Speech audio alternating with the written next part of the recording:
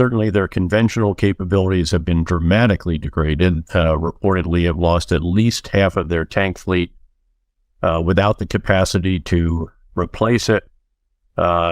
Missile stocks are dwindling. One of the reports in the last 24 hours or so is that it appears that they can only conduct missile attacks twice a week now instead of every night. Certainly they still have Iranian drones and others to cause additional casualties and damage to infrastructure and so forth. But no, they have been dramatically weakened. I think that their conventional forces have been set back at least a generation or so. And the military-industrial complex does not appear remotely capable of spooling up, if you will, to replace what it is that they have lost. In fact, it's hard-pressed even to repair what has been lost. So in that regard, I think there's no question. But Russia still has lots of other capabilities, including the largest nuclear arsenal in the world. Size doesn't necessarily matter there beyond a certain point, to be sure. We obviously have a very substantial nuclear force as well, and it's a triad and more than adequate for deterrence. But again, that capability is there. We should be concerned about the possibility of it being used. We should take measures to ensure that Vladimir Putin is deterred from employing it, and those measures have been taken.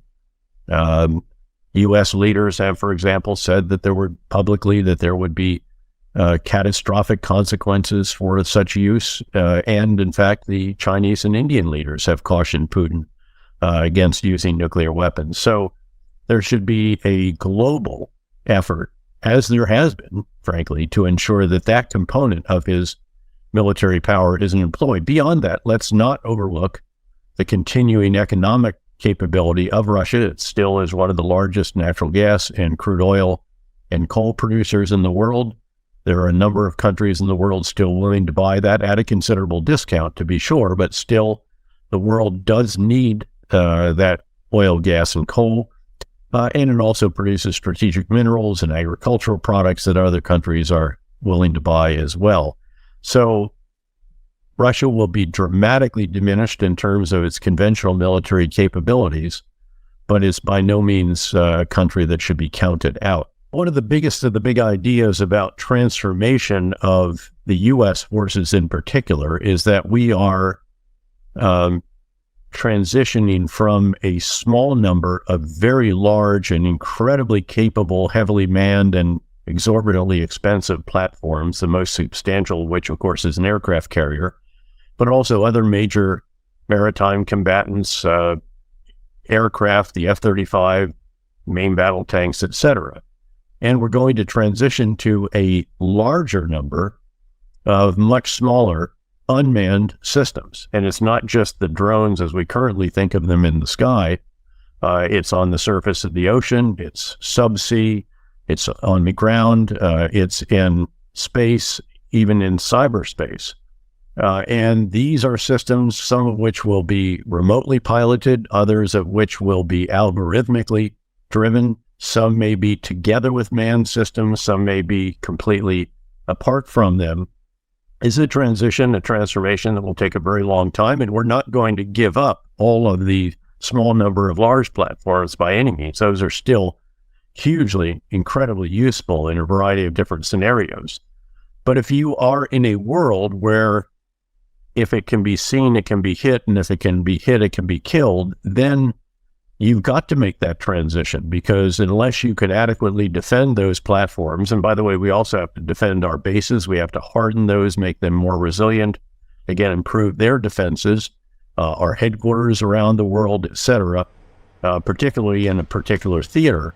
If you don't do that, again, the vulnerability is going to be very, very high. So rather than again, thinking of the drones that you see in the sky in Ukraine, which are, again, quite modest in their capability, their range, their flight time, and so forth, used very effectively, especially by the Ukrainians, who have shown a real facility for integrating their capabilities with precision munitions.